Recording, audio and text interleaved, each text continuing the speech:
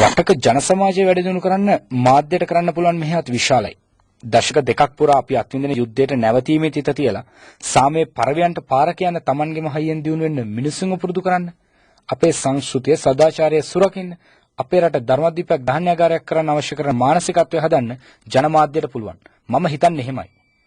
ඒත් පිටරටවල වලින් ගත්ත කුණුණු ලාභ විකාර පුරෝගෙන අපේ කම තුට්ටුවකට මායින් නොකර දේශපාලන රූකඩ වලට හොර නෑපෙමින් රසඥතාවයේ හරසුන් බොළඳ ලෝකයක ගාල් කරමින් ජොලිය විතරක්ම ජන සමාජයේ අවශ්‍යතාවය කියලා හිතන ආගම සංස්කෘතිය සදාචාරය වැඩිම ලන්සුවකට දංගෙඩිය උඩ තබමින් එකම එක කාම ලෝකයක් නිර්මාණය කරන්න දඟලමින් මේ කරන විකාරය මාව හොඳටම රිද්දනවා. මේ විනාශ කරන්නේ මාව, මගේ ආදරණීය මිනිසුන්, මාව බිහි කරලා සුරකිමින් දරාගෙන ඉන්න ලක්මෑණියන්. රට ගොඩනගන්න මේ පිස්සු මාදකරුවන්ට ඕන නැහැ. ඒත් මාධ්‍ය අපේ, ජන සමාජයත් අපේ. බුද්ධිමත්ව එඩිතරව මේ කුණු විතරක් විකුණන මාධ්‍ය සංස්කෘතියට අපි අභියෝග කරන්න ඕන. ප්‍රතික්ෂේප කරන්න ඕන. හෙලා දකින්න, විරෝධය දක්වන්න, යෝජනා කරන්න ඕන.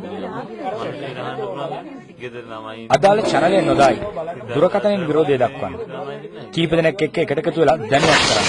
පෝස්ටර් වලින් අත්පත්‍රිකා වලින් දැනුවත් කරන්න. එකතු වෙලා පාරට එන්න. සාමකාමීව විරෝධය පාන්න අපට පුළුවන්.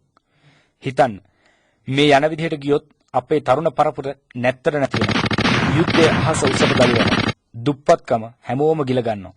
අපි හීනමවන අනාගතේ අඳුරම බොඳ වෙනවා. සැබෑවටම ජනතාවාදීව හිතන, සැබෑ ජාතික සංවර්ධනයකට උරදෙන, දේශීයත්වයට අවශ්‍ය විදිහට ජනමතයක් ගොඩනගන්න පුළුවන් සැබෑ ජනමාධ්‍යක අවශ්‍යතාවය අපට තියෙනවා. එවැනි මාධ්‍යයක් නිර්මාණය කරන්න ඒහා ක්‍රියාත්මක වෙන්න පුළුවන් මිනිසුන් කොටසක් බාටපත් වෙලා මේ රට වැටිලා ඉන්න ජරාජීර්ණ ප්‍රපාතයෙන් ගොඩ එන්න පුංචි උදව්වක් වෙන්න. ඇස්කන් පියාගෙන හිටියා හොඳටම ඇති.